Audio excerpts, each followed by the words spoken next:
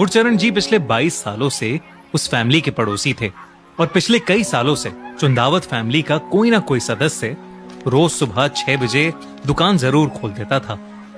और तो और चुंदावत फैमिली का एक मेंबर रोज गुरचरण सिंह जी के साथ वॉक पर भी आया करता था, मगर उस दिन वो भी नहीं आया और ना ही उसने फोन उठाया। तब गुरचरण जी को थोड़ा डाउट हुआ और वो चुंदावत फैमिली के घर चले गए। चुंदावत हाउस का गेट खुला पड़ा था। गुरचरण जी जैसे ही अंदर गए वैसे ही उन्होंने वहां कुछ ऐसा देखा जिससे उनके रोंगटे खड़े हो गए। अगले ही कुछ मिनटों में चुंदावत हाउस के बाहर बहुत सारी भीड़ इकट्ठी हो गई थी। इसी बीच कुछ पुलिस ऑफिसर्स भीड़ में से लोगों को धक्का देकर चुंदावत फैमिली के घर तक का रास्ता बना रहे थे। दरवाजा खोलने पर जो पुलिस और आसपास के लोगों ने देखा, वो देखकर सबकी आंखें फटी की फटी रह गईं। चुंदावत फैमिली के 11 लोगों की डेड बॉडीज एक साथ एक ही कमरे में लटकी मिली। 10 बॉडीज छत से टंगी हुई थीं। सबके हाथ पैर पीछे वायर से बंधे हुए थे और आंखों पर पट्टी बंधी हुई थी। इन 10 लाशों के अलावा घर की सबसे बूढ़ी औरत अंदर वाले कमरे में पड़ी हुई मिली। ये सब क्यों हुआ, कैसे हुआ, इन सब चीजों का राज खोलने से पहले उस फैमिली के बारे में थोड़ा जानना जरूरी है। चुंदावत फैमिली ओरिजिनली तो राजस्थान से थी, मगर 1999 से वो दिल्ली में रह रहे थे। दिल्ली में उनका काफी सक्सेसफुल प्लाईवुड बिजनेस था और एक ग्रोसरी स्टोर भी था। चुंदावत फैमिली बहुत ही हेल्पफुल और खुश मिजाज नेचर की बताई जाती थी और उन्हें कभी भी पैसों के मामले में कोई दिक्कत नहीं थी।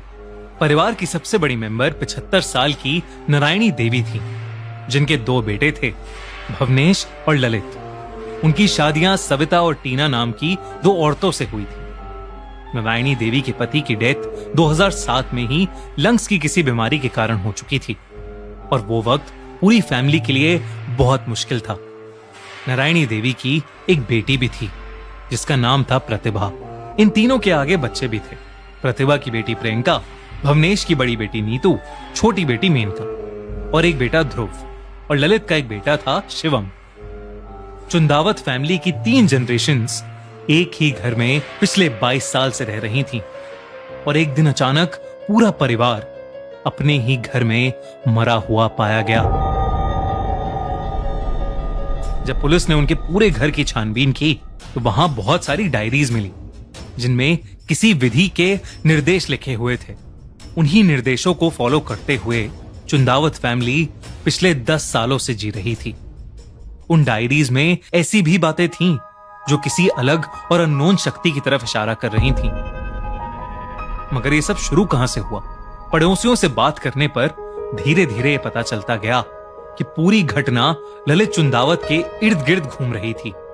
45 साल का ललित पूरी चुंदावत फैमिली में सबसे ज्यादा घुलने मिलने वाला आदमी था और 2004 में एक छोटे से एक्सीडेंट की वजह से ललित को ऐसा शौक लगा कि उसने ठीक से बोलना ही बंद कर दिया था। उसके बाद 2007 में ललित के पापा की डेथ के बाद धीरे धीरे ललित के हाव भाव बिल्कुल बदलने लगे। उसके पापा के अंतिम संस्कार के समय उनकी आत्मा की शांति के लिए चुंदावत फैमिली ने घर पर 10 दिन के लिए एक पाठ रखवाया था। पाठ के सभी दिन ठीक जा रहे थे, मगर एक दिन प्रार्थना के बीच में ललित उठा और बहुत जोरों से ओम चिल्लाने लगा, ठीक वैसे ही जैसे उसके गुजर चुके पापा ओम का जाप किया करते थे। जब पाठ के बीच में एक पड़ोसी ने ललित से पूछा कि आखिर उसे क्या हुआ, तो ललित ने बताया कि उसके मरे हुए पापा उसके सपने में आए हैं और वो कह रहे हैं कि वो बहुत जल्द वापस आ जाएंगे। उस दिन के बाद से हर रोज चुंदावत फैमिली के घर में रात 9 बजे से कीर्तन होना शुरू हो गया था, जिसमें कभी कभी पड़ोसी भी शामिल होते थे। 9:30 बजे तक घर के सभी लोग कहने लग जाते थे कि डैडी के आने का टाइम हो गया है।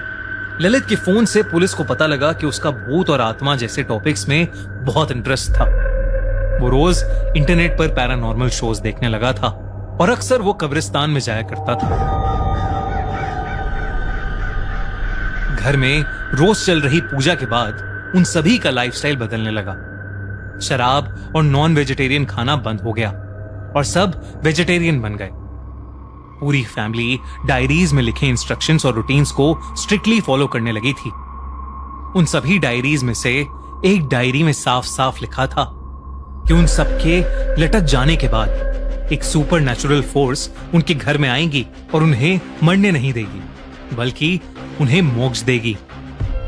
मोक्ष हिंदू रिलीजन का एक कॉन्सेप्ट है जिसमें यह कहा गया है कि अगर इंसान पूरी जिंदगी अच्छे काम करे और भगवान की तरफ मन लगाए तो वो साइकिल ऑफ बर्थ और डेथ से फ्री हो जाता है।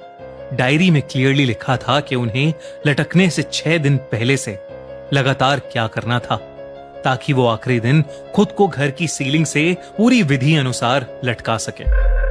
मौत का वक्त थर्सडे या संडे रात 12 से 1 बजे के बीच में होना चाहिए था। डायरी के फाइनल एक्ट में लिखा था कि जब जमीन कांपेगी और आसमान फटेगा तो मैं तुम्हें बचाने आऊंगा। सबसे अजीब बात तो ये थी कि कुछ लोगों ने यह भी दावा किया कि डायरीज में जो भी इंस्ट्रक्शंस लिखी गई हैं वो ललित की हैंडराइटिंग थी ही नहीं।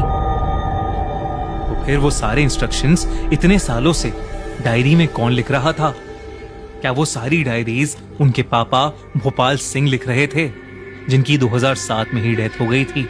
यहां तक कि जिस रात पूरी फैमिली ने मिलकर खुदकुशी की या उनका मर्डर हुआ, उस रात घर के बच्चे और औरतें बाहर दुकान से स्टूल्स और वायर्स लेकर घर के अंदर जाते हुए सीसीटीवी कैमरा में देखे गए थे। वही स्टूल्स और वायर्स जिनका इस्तेमाल उन्होंने उस रात डायरी के इंस्ट्रक्शंस फॉलो करके सीलिंग से लटकने में किया था। तो क्या उन्हें पहले से पता था कि वो मरने वाले हैं? पुलिस को धीरे धीरे पूरा भरोसा होने लगा था कि ललित चुंदावत को साइकोसिस डिसऑर्डर था